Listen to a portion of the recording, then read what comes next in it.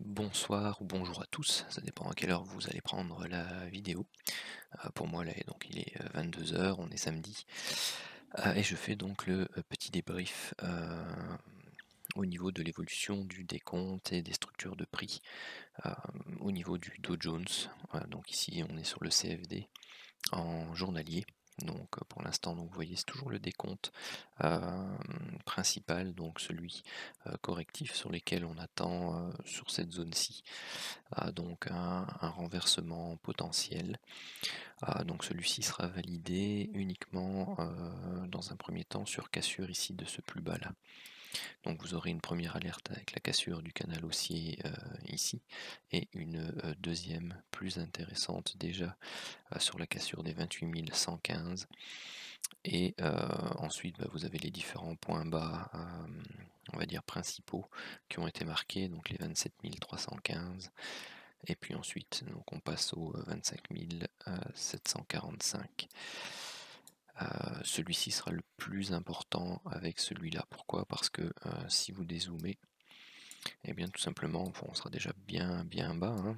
Donc, mais vous aurez cassé ici donc la vague B, donc le point bas de la vague B, qui en Elliott donc signifiera la validation de la structure de retournement ici, qui nous donnera donc notre structure en petit a, petit b, petit c, petit d hebdomadaire, et on recherchera donc le petit e. Le scénario alternatif, c'est toujours celui où on est dans une structure ici en vague 1, vague 2, sous-vague 1, sous-vague 2, sous-sous-vague 1, sous-sous-vague 2. Et là, on construit la hausse pour ici rechercher une sous-vague 3, enfin une sous-sous-vague 3, sous-sous-vague 4. J'ai jamais utilisé les termes de sous-sous.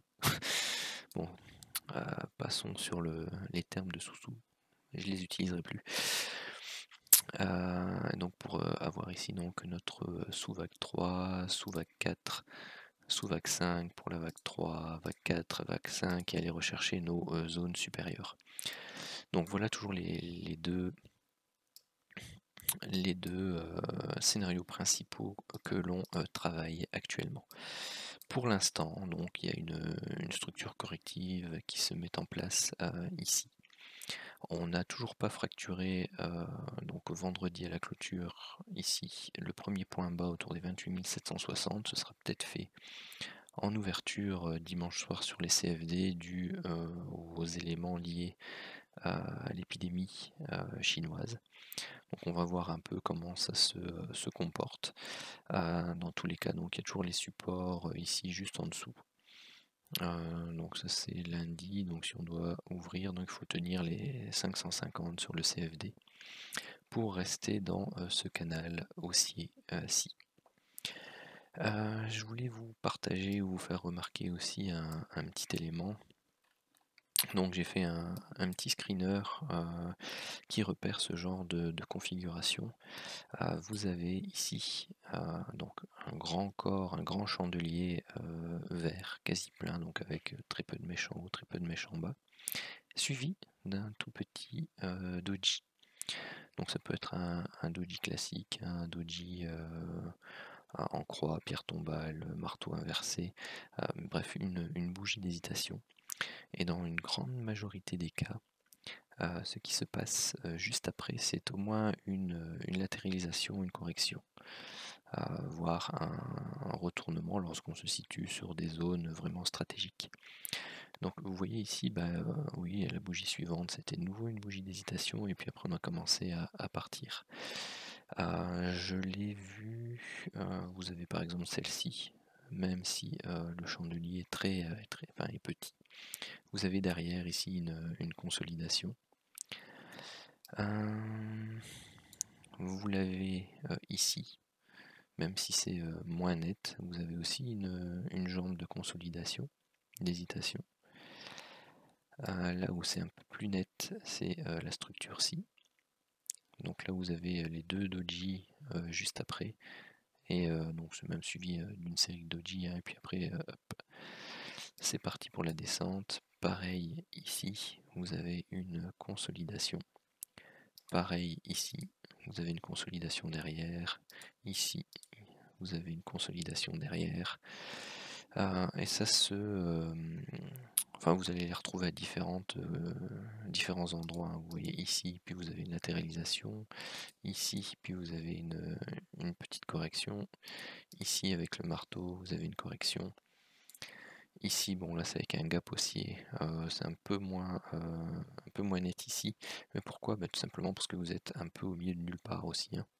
Bon, il y a juste ce niveau-là qui peut jouer et qui joue son rôle de légère consolidation, mais ça va être d'autant plus efficace que vous vous trouvez sur des niveaux pertinents. Donc voilà, enfin, je voulais juste vous toucher un petit mot un peu de cette structure-là au niveau des chandeliers japonais, parce que je la travaille en ce moment sur un peu tous les actifs, et je l'étudie. Alors, au niveau du cache, je vous ai remis un peu plus d'informations que sur les derniers, parce que bon là, dans la dernière vidéo, j'avais perdu tout ce que j'avais réalisé.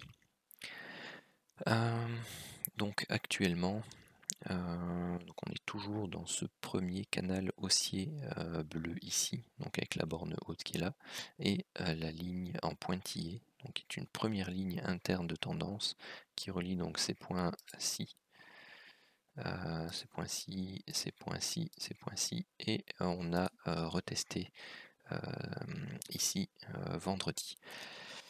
La deuxième, tout simplement, c'est la parallèle ici de la ligne haute, enfin elles sont vraiment parallèles, hein. Elle reprend ce point-là et le point bas, et c'est la séquence suivante, donc on doit tenir les 28 690 au niveau cache. Vous avez une première zone intéressante ici de support, voilà, c'est la zone des 23,6 de retracement depuis les derniers plus bas ici jusque là. Donc si on est dans une séquence effectivement de vague 1, vague 2, vague 1, vague 2, vague 1, vague 2, là on a notre première vague 3 qui serait éventuellement terminée ici. Et bien si c'est le cas, un retracement ici jusque à cette zone des 23,6 n'est pas est tout à fait permis. Donc c'est le retracement standard. Et on peut très bien ici avoir dans c'est quand même un range de 1000 points, hein, parce qu'on est autour des 28 400, 29 400. Vous avez ici un range potentiel de 1000 points dans lequel le marché peut décider de voyager et faire une figure de latéralisation tel un triangle, ou éventuellement un flat pour revenir rechercher la borne basse ici du canal haussier plus long terme, donc le canal qui relie ces deux points bas là avec une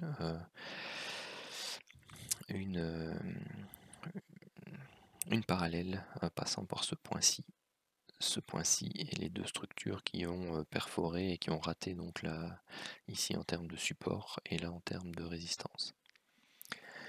Les niveaux de support suivants sont ces zones-ci au niveau cache, donc autour des 27 300 plus ou moins les 50 points, et celle-ci avec les à portée de main, donc les 61,8 de retracement et les 78,6 de cette hausse-ci. Une deuxième chose, je vous ai mis également donc les moyennes mobiles 16 et 32. Celle qui nous intéresse dans un premier temps, c'est la 16, donc pour le cycle court.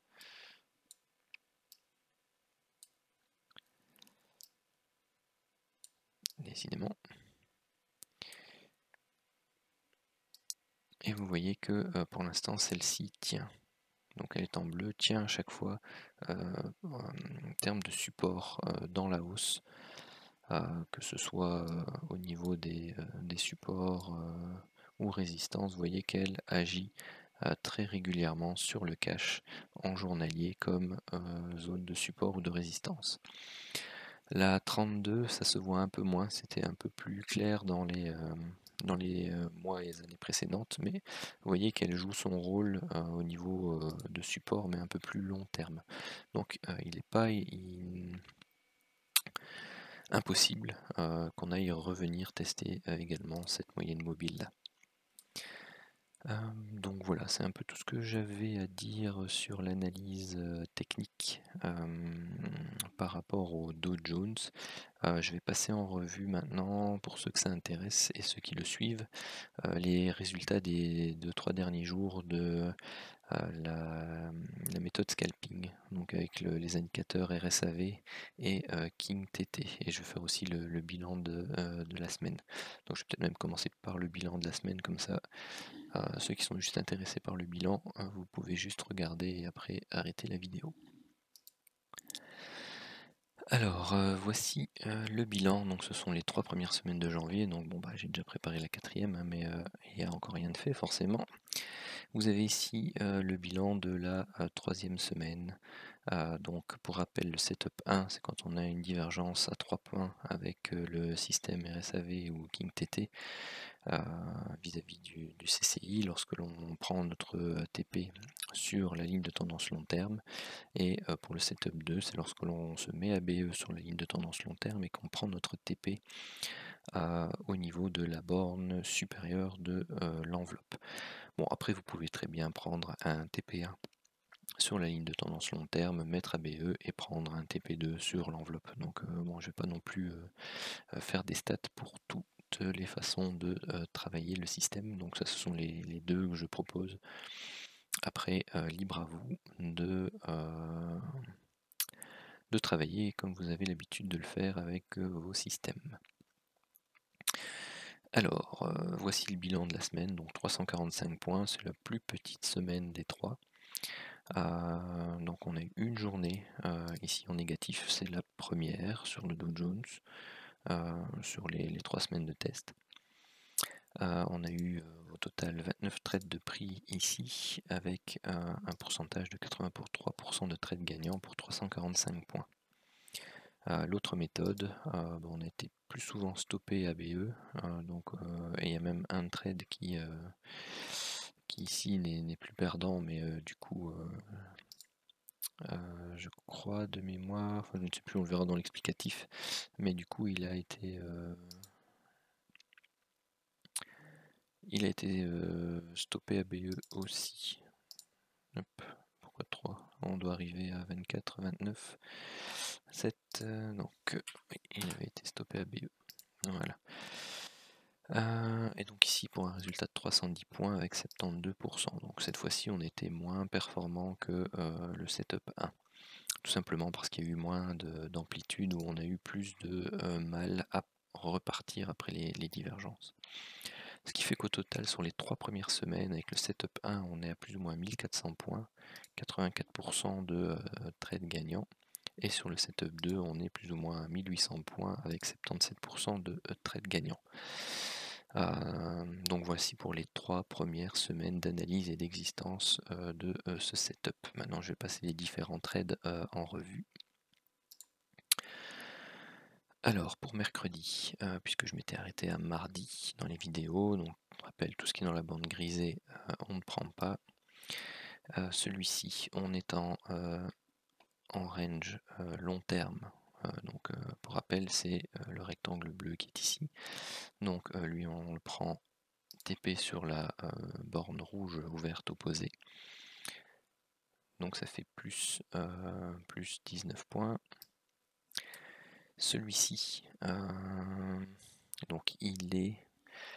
Alors ici, la tendance précédente était haussière, mais vous voyez qu'on a latéralisé pendant un très long moment avant de repartir à la baisse, et on a eu une baisse relativement forte. Dans ces cas-là, ce genre de trade, eh bien ce n'est pas à prendre. Tout simplement parce que le momentum change, et donc on a été neutre, et là on reprend une direction baissière forte. Donc dans ces cas-ci, on passe notre tour. Donc celui-ci, du coup, il est à contre-tendance puisqu'on est devenu baissier ici, puisque on était neutre baissier, et là on a amplifié la baisse. Donc ici on se retrouve à contre-tendance, on ne rentre pas. Celui-ci, eh bien, il est pris, enfin il est donné dans la tendance.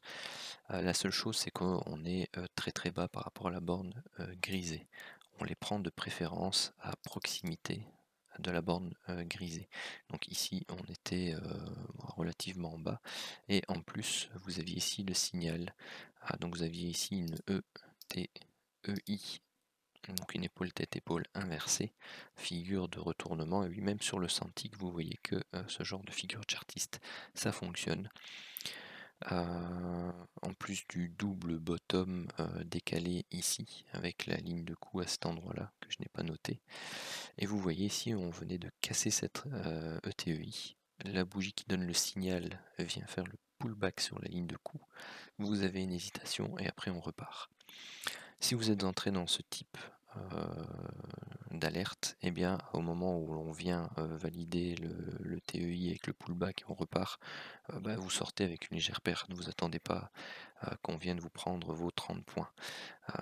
Mais ce genre de signaux ne sont pas à prendre pour deux raisons, parce que vous êtes très éloigné de la bande grisée, et ensuite parce que vous avez le TEI qui est ici. Ensuite, donc ça c'est dans la bande grisée, on ne prend pas, ici non plus. Là vous aviez une divergence à 3 points. Ici donc celui-ci a été pris, pourquoi? Parce que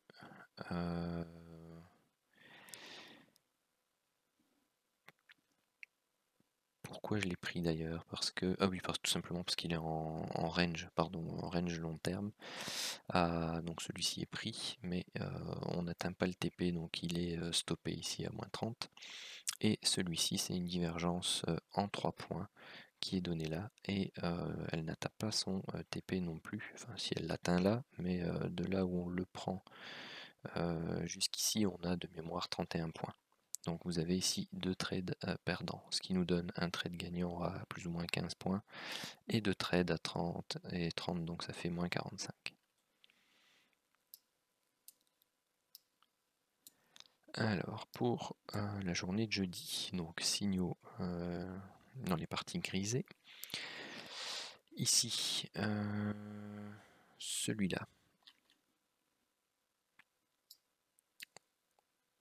on est baissier. Par contre, bon, après c'est vrai que c'est limite aussi parce qu'on est assez loin de la borne grisée, donc hop, et hop, oups, j'ai enlevé autre chose. Donc on avait 10 et 15, on enlèvera 25 points. Donc ici divergence en 3 points, donc prise ici, premier TP qui n'est pas mis au bon endroit. Hop. Mais ici, donc il était mis là, 30. Ouais, bon, c'est à peu près pareil, hein. On peut chipoter à 3 points près. Et ici, donc on n'est pas stoppé BE, bon c'est limite, hein, mais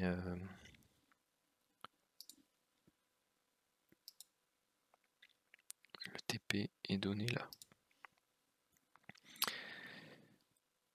Donc voilà pour cela. Alors, celui-ci n'est pas pris tout simplement parce qu'on est face à une divergence en 3 points. Mais il est compté de manière négative dans le cas où vous vous êtes arrêté ici. Pourquoi? Parce que sinon vous êtes en range, vous le prenez, mais vous voyez qu'on tente une remontée, vous avez la correction, vous repartez, vous savez à ce moment-là qu'on va aller rechercher la borne supérieure. Donc ici je l'ai compté en perte de 5 points à ce moment-là. Donc ça c'est comme dans les premières vidéos, je vous explique qu'il ne faut pas hésiter lorsque vous voyez que vous avez une structure corrective et que vous reprenez le chemin de la tendance principale, comme vous êtes à contre-tendance ici par rapport au mouvement qui se crée, et bien vous sortez rapidement. Alors ensuite, celui-ci. Donc vous aviez la tendance principale baissière, légère correction. Donc celui-ci pouvait se tenter parce qu'on est proche de la borne haute. Et puis jetez un œil aussi, enfin ça je vous le dis jamais, mais enfin je vous l'ai pas encore dit, je vous le dis maintenant. au range court terme. Donc quand vous voyez que vous avez une succession de range court terme comme ça, que vous avez un range qui commence à se mettre en place ici au niveau des prix, quand vous avez ce genre de signaux là, donc par exemple ici vous aviez votre range, vous aviez une extraction, une réintégration, faut pas hésiter à prendre ce type de signaux par exemple pour aller rechercher une quinzaine, 15-20 points. Ils sont régulièrement touchés au niveau du TP.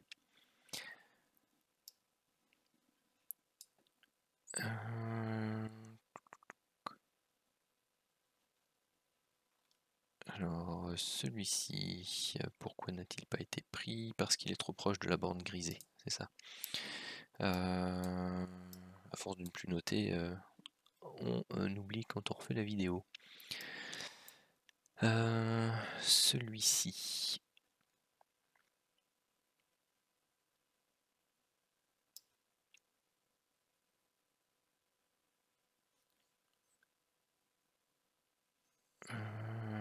Celui-ci, en fait, je l'ai considéré à contre-tendance parce que vous étiez fortement baissier, vous aviez eu la correction et on reprenait la baisse. Donc celui-ci, je l'ai considéré à contre-tendance et je ne l'ai pas pris.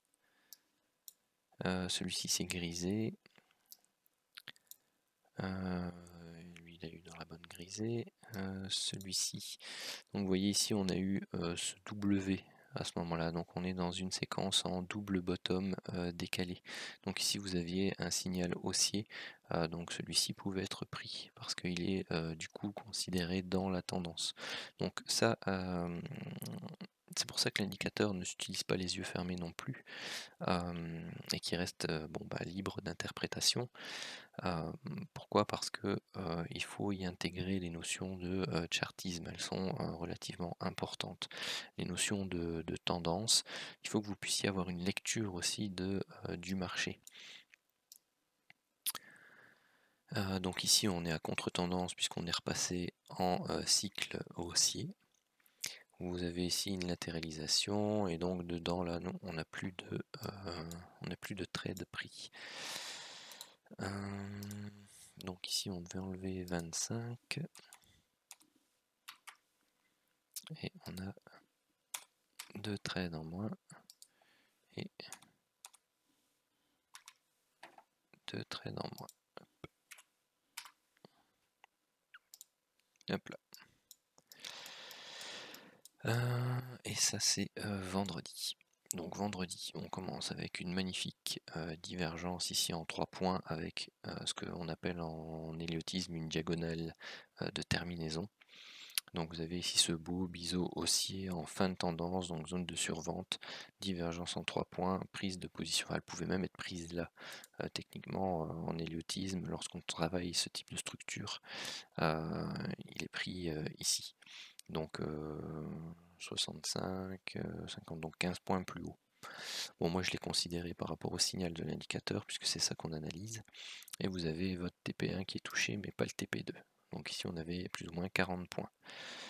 Ensuite, eh bien, c'est travailler, ici c'est du range, long terme, donc celui-ci n'était pas en range long terme, donc il est donné là. Il n'a pas été pris, pourquoi? Parce que la tendance principale qui règne juste avant, c'est de la hausse quand même. Donc voilà, on suit les règles. Même si vous étiez toujours en position dedans, vous auriez pu le prendre. Pourquoi? Parce que vous étiez en système de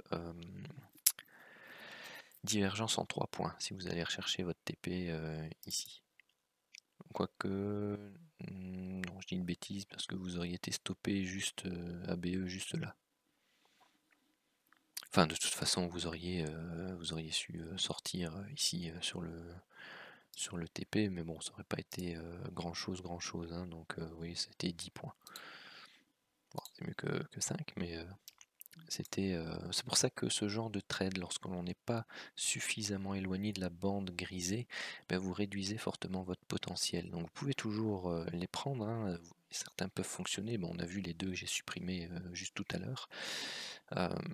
mais moi il me semble moins intéressant d'un point de vue rentabilité du trade. Donc c'est pour ça que je ne les prends pas forcément. Parce qu'après, bien sûr, vous avez des bougies comme celle-là, bon bah vous êtes déjà plus ou moins éloigné, mais je veux dire, le signal a eu lieu dans cette zone-là. Après, il ne faut pas chercher non plus à avoir l'entrée à chaque fois en partie haute, vous en aurez pas beaucoup. Donc celui-ci, hop, donné 20 points, celui-ci, donné 15 points. Celui-ci est donné en range, donc on n'est pas dans la partie inférieure donc on est sur la zone supérieure. Dans période de range long terme, on prendra les achats dans cette borne-ci pour rappel. Bon, après ça peut parfois se tenter, pourquoi? Parce que vous voyez que la bande grisée sert de support ici dans le travail de la structure, mais vous savez que votre potentiel est réduit. Vous voyez qu'ici d'ailleurs on ne vient pas rechercher la borne haute. Donc après vous pouvez vous pouvez prendre vos TP avant d'atteindre la borne haute, hein, si vous voulez travailler avec je vais dire des plus petits TP libres à vous, mais de ce que j'ai pu examiner, ce qui est le plus rentable, c'est de faire le ping-pong entre les deux bandes.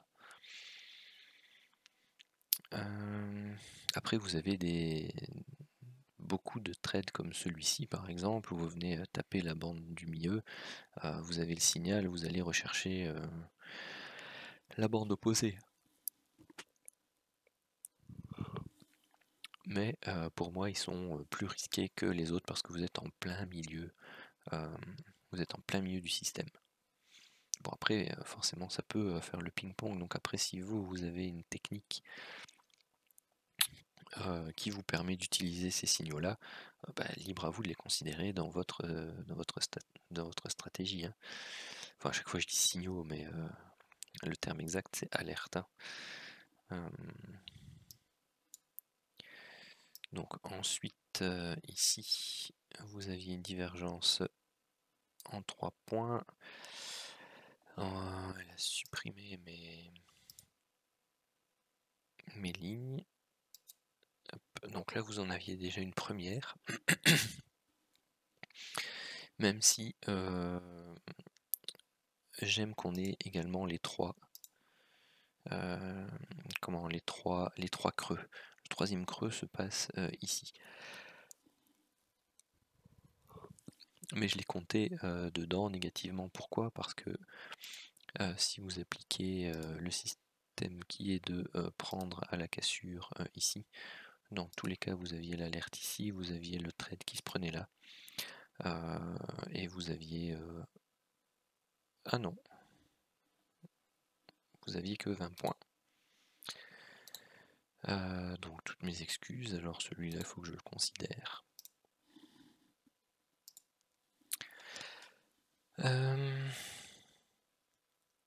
Donc voilà, bon désolé, vous voyez que faire les vidéos et préparer ça le soir, c'est pas forcément évident quand on est fatigué. On perd la notion des choses. C'est pour ça que quand vous tradez, bah forcément, faut être en forme, être lucide et vraiment avoir tout en tête. Donc ce qui n'est pas chose aisée, je vous le concède. De toute façon, les vidéos ici servent simplement à vous éduquer en termes de réflexion par rapport à l'indicateur et à donner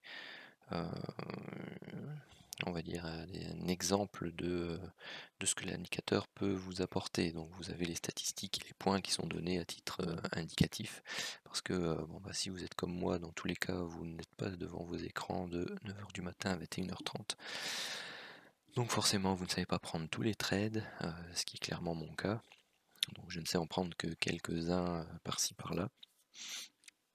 Mais c'est pour donner une vision globale qui est certes pas parfaite, mais qui a le mérite d'exister et d'être éducative. Ensuite, le signal suivant qui est donné, c'est celui-ci, qui est donné là, donc très proche de la borne grisée. Et en plus, vous voyez ici l'impulsion que l'on prend. Et pas oublier que l'on vient d'une phase baissière, on corrige et on échoue à la correction. Donc ce type de signal-là, clairement, n'est pas à prendre. Celui-ci, ça se pose pas puisqu'on n'est plus en zone de range long terme. Celui-ci non plus, on n'est plus en zone de range long terme puisqu'on est là. Ensuite, ça repart. Celui-ci n'a pas été pris parce qu'on n'a pas de divergence en 3 points. Et on est du coup à contre-tendance, contre-tendance, contre-tendance. Toujours pas de véritable divergence en 3 points. Contre-tendance, contre-tendance. Zone grisée. Hop. Ici de nouveau, toujours contre-tendance. Toujours, pas de divergence. Non. Ici, cela, pris pourquoi? Tout simplement parce qu'on est en forte tendance baissière et que vous voyez le momentum est très baissier et on n'arrive même plus à toucher la borne grisée. Donc vous pouvez tracer ici vos lignes de tendance. Vous voyez qu'on retape dessus tout le temps, donc n'ayez pas peur d'y inclure non plus vos canaux de tendance. Donc là vous travaillez un canal de tendance baissier, donc c'est sûr que si vous avez des signaux sur la borne haute du canal, vous pouvez tout à fait les prendre. Et ici pas de divergence en 3 points. Bon, toujours à contre-tendance, celui-ci est dans le sens de la tendance mais il est dans l'enveloppe grisée. Celui-ci, alors vous voyez, c'est comme le précédent, on a beau être en forte tendance, ici vous voyez que vous faites une série de zigzags. En Elliott, pour moi c'est clairement des structures d'initiation de hausse qui s'invalident par la cassure de ce canal. De ce canal-ci. Donc clairement en Elliott, quand vous avez un canal qui se forme comme ça, vous voyez, en plus je vous rajoute plein d'explications qui n'étaient pas prévues dans la vidéo. Vous avez ici une structure soit en 1, 2, 3, 4, 5 et vous avez un léger biseau. Et vous avez ensuite donc pour une première vague 1, A, B, C pour une vague 2, et vous avez votre impulsion haussière qui prend forme avec la cassure de la borne haute du canal qui donne la validation d'une potentielle vague 3 impulsive. Dans ce cas-là, forcément, moi, ce genre de signaux, je ne les prends pas. Pourquoi? Parce que vous êtes en face d'une impulsion haussière, même qu'elle soit court terme, vous êtes en face d'une impulsion haussière forte. Donc en plus vous n'avez pas d'affaiblissement au niveau du momentum, au contraire il s'amplifie et il reste également dans sa tendance haussière, donc signal à proscrire à la vente. Donc ça, hop. Je vais effacer. Ici pas de divergence en 3 points, donc on n'en a que 2. Bande grisée, divergence ici en 3 points, qui a donné pour l'instant 40 points. Et dans ce système-là, c'est clair que fin de journée vendredi, que vous soyez en gain ou en perte, vous coupez votre dernier trade. Pour la petite anecdote, j'ai pas suivi ce que je vous dis. Tout simplement pourquoi? Parce que j'ai pris position, mais un peu plus bas ici. Je vais vous le montrer. En fait, là, on est sur le 15 minutes et j'ai pris position ici tout en bas sur le signal, sur la borne basse ici de cette structure. en biseau d'élargissement baissier. Pourquoi? Parce que bon, non seulement c'est une structure chartiste, c'est un point bas relativement fort, et bah voilà, j'ai pris position, et pour moi la suite devait se passer à la hausse. Donc je me suis mis BE, et j'ai voulu garder Overweek. Bon, il s'avère que les nouvelles au niveau de l'épidémie en Chine sont pas très bonnes. Donc vous avez les indices futurs sur IG qui cotent autour de 800 et quelque chose, donc en dessous de mon stop ABE. Donc bon voilà, il y a des chances que je sois stoppé avec slippage ici à l'open dimanche soir. Tout dépend de ce qui se passera demain dimanche, mais dans tous les cas c'était une petite exposition qui était en gain, donc bon, c'est pas non plus gravissime. Si jamais c'est stoppé, même avec plus de 100 points ou 200 points, c'est pas non plus irrattrapable sur la semaine. Donc voilà pour cette petite anecdote sur mon trade de vendredi. Mais remarquez que c'est l'entrée qui était relativement intéressante. Après, c'est clair que je l'ai pris dans une optique swing. Si vous le preniez dans une optique ben voilà, intraday, c'était ici le TP, 29 000. Voire vous pouviez laisser courir, mais quand vous aviez ici cette structure et vous voyez à nouveau un nouveau grand chandelier, un doji, un second doji qui était magnifique, là c'est clair, si vous êtes en intraday, vous coupez votre position ici au niveau des 29 000, ce qui vous faisait bon, quand même un petit 100 points, donc c'est pas inintéressant.